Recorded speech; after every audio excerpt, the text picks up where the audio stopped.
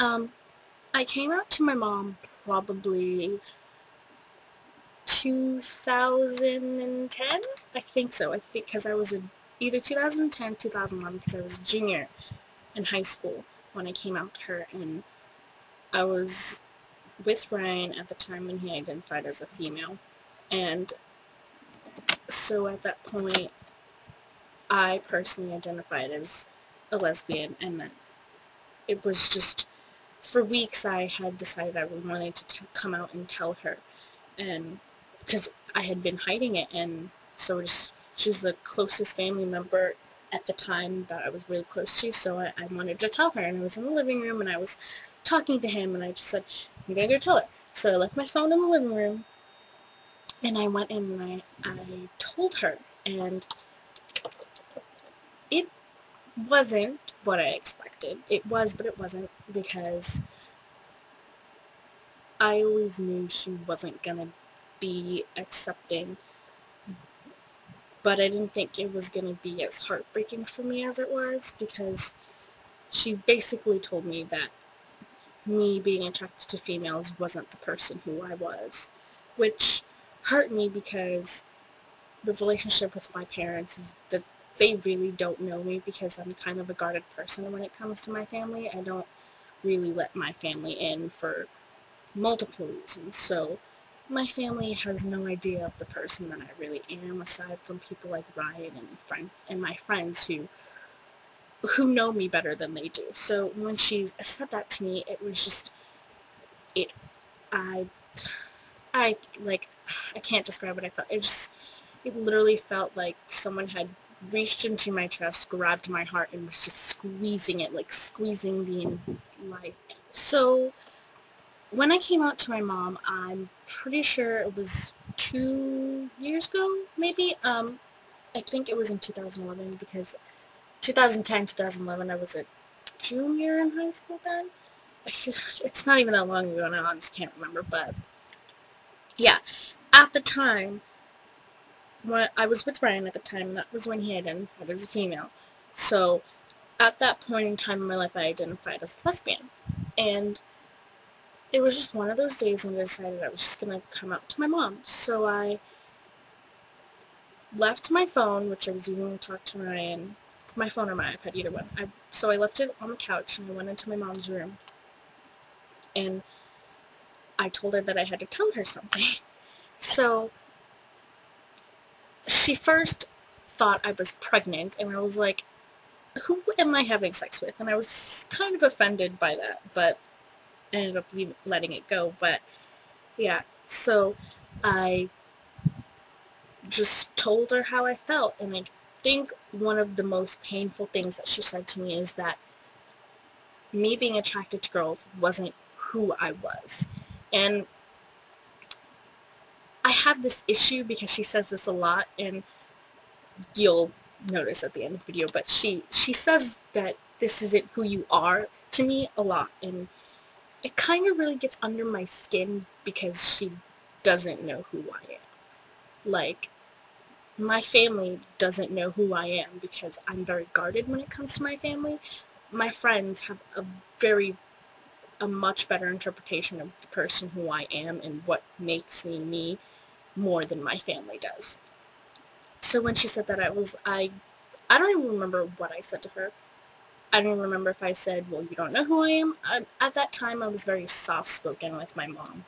So I didn't really say anything. Everything that she said, I just kind of sat there and take it, and I shouldn't have. I should have spoken up, and I should have told her that this is who I was and this is how I felt. But it didn't really work that way, and I cried and I walked out of the room, and I don't remember what I did for the rest of the night, but I do remember her coming in at one point and saying that I broke her heart. And I was like, thanks, this makes your daughter feel so much better. So after that happened, like a week after I came out to her, she would yell at me for random things, and that whole week she pretty much just took out the fact that I came out to her on me.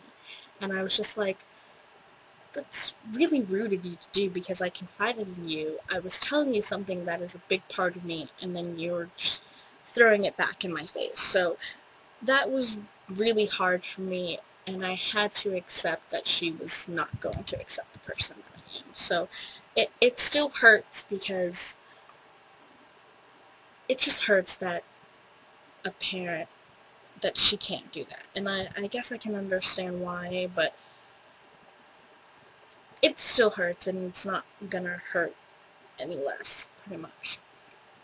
Um, I kind of came out to my father, but it wasn't like directly, because me and my father have never had a really good relationship because I haven't lived with him for 16 years.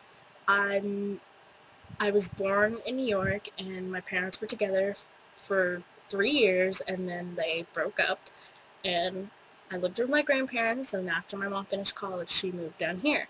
So I wasn't we weren't really a family for pretty much my whole life. And when he came down to Florida for my high school graduation, I was making breakfast or something one morning, and then he asked me if I had a boyfriend, and I was like, no. And at that time, I was dating someone else. I was dating a girl. So when he said that, I just kind of was like, no, I don't have a boyfriend. And then he was like, do you like boys? And I shrugged. And then he was like, do you like girls? And I was like, I don't know. So it was just one of those things that I don't know why I did, but I did anyways. So yeah, that happened. So pretty much my parents have ignored the whole fact that I am the Antichrist in the family. um, so yeah. And then this year, um, on my birthday, me and my mom went out for a birthday dinner after my friends took me to Disney for my birthday. And I was already tired from walking around in the sun. Sun makes you tired, so I was like dead. And like I just was tired, so we didn't even stay long. And she just randomly asked me, she was like, do you want to marry Ryan? And I was like, well, yeah, I do. And I didn't really think much of the question until we were in the car. And she had just started a new job, so she didn't have money currently, but she was planning, she wanted to do something for me. And so she asked if I wanted to go out of town. And months before, I had brought up the idea of going to Canada to see him, and both of my parents like cornered me and had a phone conversation. They were just like, we don't know who this person is, you can't see them, blah blah blah, we're worried about you. And that's a whole nother story and a whole nother mess of confusion and crying and panic attacks brought to you by my wonderful parents. So anyways, she was like, do you want to go to Chicago? Do you want to go here? And I was like, I don't want to go any of these places. You know where I want to go, so I don't know why you're asking me this question. And I've gotten a lot sassier with my mother between when I came out with her and now. So this, me telling you this conversation is completely different from when I came out to her. And I was like, yeah, I want to see Ryan. And she's like, well,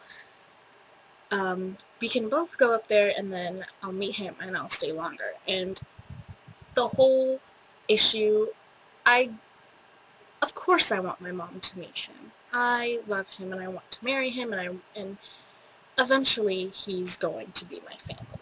But I didn't want them to meet while I met him first, and I didn't want my mom to meet him before he was comfortable with himself. And she didn't know, she doesn't, well, she didn't, at the time, she didn't know that Ryan was trans, so I couldn't explain to her why it seemed so sketchy to why I didn't want them to meet. And every time the conversation came up, I just really wanted to yell at her, like, I wanted to shake her and say, this is the reason why I can't have you two meet yet. But I knew that she'd be very narrow-minded and judgmental. So pretty much the conversation was going in that direction, and she was just like, why didn't you want me to meet him? Like, this is really weird that you don't want me to meet him. And I was just like, I do want you to meet him, but you have to understand that this is my relationship, and I don't want you to be in it. And she was like, you're not going to be in it, blah, blah, blah. And it was just a stressful car ride home. So, I don't, I was like, I can't tell you because you're going to be judgmental. And she was like, I'm not going to be judgmental. And then I legitimately screamed at her, Ryan changed gender. And she was like, what? And I was like, oh my god, yeah, at that moment, I kind of wanted to get out of the car and roll over into the street and hope that a car would hit me, but that didn't happen.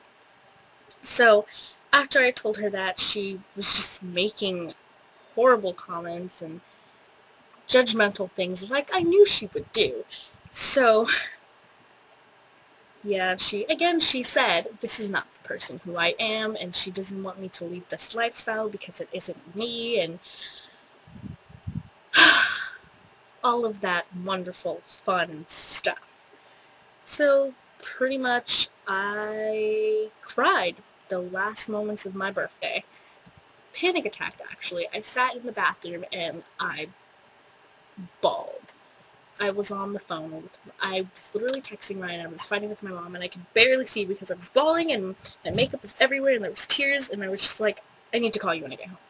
So I got home, and I was literally crying, and I hugged my roommate before I took my phone, took off my shoes, and sat in the bathroom, and I called him, and I was crying, and I couldn't breathe, and it was very terrible ending to my 19th birthday. So that was fun. And my dad doesn't know, but I'm not surprised my mom hasn't told him, because now, since I'm the Antichrist, they're like BFFs, but whatever. So, enough about my family. We can talk about Ryan's family now. And, um, but, yeah. So, I lost my train of thought. Sorry, I've been talking for the past 10 minutes about my crazy parents, and now I'm just like, yeah. So, Ryan hasn't come out to his parents yet, but he's planning to after he starts tea and all of that, and he wants to write a letter to them, which he's already decided. He just hasn't written the letter yet. So it's pretty much with his parents, but he has come out to two of his four siblings. He came out to his 14-year-old sister Hannah and his 12-year-old sister Amy, and I knew it was going to be okay, but I also knew how nervous he was, because, I mean, I don't know how much he talks about his sisters to his friends, but he talks about his sisters a lot to me, and I talk to them, and so I see how they interact, and I know he loves his sisters. So I knew it was going to be okay, but I knew he was nervous that they wouldn't love him or they wouldn't accept him, but they did, like I knew they would. And he told Amy first. I don't know where Hannah was, but I remember he told Amy first, and then Amy said something. She was like, oh, I don't know, I watched Degrassi. And it was really cute. And then, I don't remember what Hannah said, but yeah. So they were both really accepting, and I was really proud of him for telling them. And, yes, so that's pretty much it in about our families and all of that fun stuff. So I hope you enjoyed the video, and next week I will be talking about my accepting family members, because I have a couple. But yeah, I don't know why this is in a separate video. It shouldn't be in a separate video. I should probably talk about them now, because that doesn't make sense to me. Okay, anyways, I have a cousin in New York, and I basically told her everything about me being attracted to girls and Ryan being trans after I asked him if it was okay. And pretty much she was just like, it's whatever. You guys are who you are, and I don't see why your parents are judging you so hard talking about my parents. So she's really supportive, and I really appreciate that. It was like a breath of fresh air after everything that happened with my mom. So there's that. And I have one of my aunts who's a nurse that I live with, who, she doesn't know Ryan's trans, but she knows that I'm attracted to girls as well as guys. So she just said after I was done crying and everything, she just told me it gets better. And I think that was the first time someone had said that to me out loud. So it was really nice to hear that. So, yeah. So now I'm done about family members and whatnot. And next week, I will be talking about explaining what transgender is to friends. Because a lot of my friends knew Ryan when he identified as a female, so I had to explain to them all of that. So that'll be next week, and I hope you enjoyed this unusually long video. I didn't expect it to be this long, but yeah, there's that. Okay. Oh, okay, so, some exciting stuff has happened in the past few days, so pretty much have to read it because my brain, and yeah, okay. So basically in Ontario where Ryan lives, you technically don't need to be diagnosed with gender dysphoria by a therapist for an endocrinologist. Did I say it right? I hope I said it right. Okay, for an no, I can't say it. For an endocrinologist to prescribe you tea. So he's gonna walk into he's so going to a walk-in clinic and getting a referral um, to the soft clinic that's in the city about an hour from where he lives.